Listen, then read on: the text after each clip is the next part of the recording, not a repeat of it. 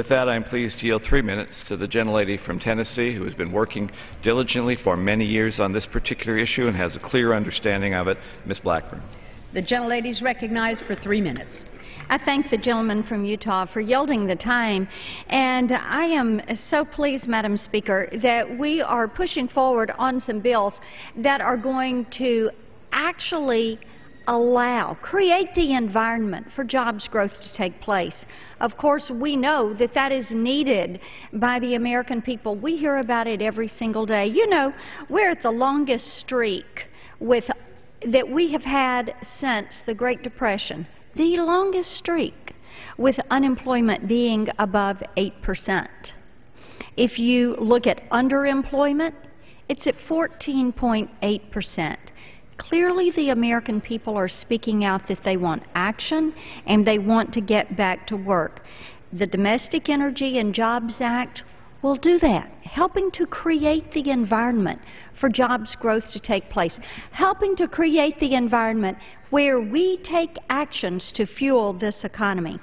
Our unemployment and underemployment numbers should be a wake-up call to the President, should be a wake-up call to the Senate. They can't continue to sit on their hands and play the blame game while 13 million Americans remain out of work. As I said, this legislation will help create the jobs that are needed in our nation's energy sector. What we want to see is more American-made energy, more American exploration. We want to see American innovation and end our dependence on foreign oil. Those are worthy goals, and these are steps in the right direction. We also hear a lot about the price at the pump. I have many friends who are the mom in the minivan and are getting children back and forth to and from activities, and at $3.50 a gallon is the new normal, if you will. Gas having doubled, the price of gasoline as a transportation fuel having doubled since this president was sworn in. You know, this is something that women talk to us about regularly. There are deep concerns about this. The greatest potential for economic growth in this country can be found in this nation's precious natural resources, in our energy resources.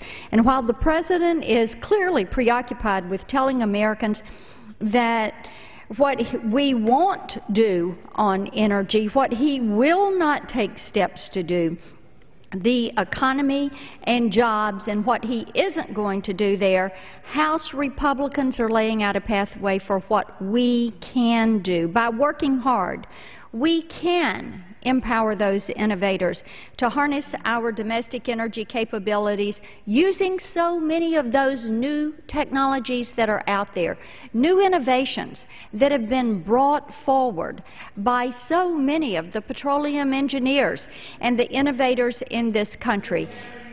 Additional minute. I have to say this, with every new discovery of American energy and every new technology advancement, we are able to put more into the marketplace for our nation's manufacturers, engineers, our leasing specialists, our rig operators, and much more. I recently had the opportunity to be back in South Mississippi, where I grew up.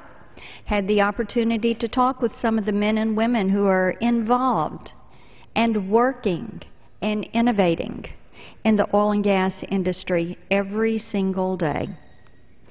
What I heard from them was the degree of advancement and the number of opportunities that exist if the federal government will get out of the way and return our focus to creating the environment for energy exploration and jobs growth to take place in this great nation. I yield back.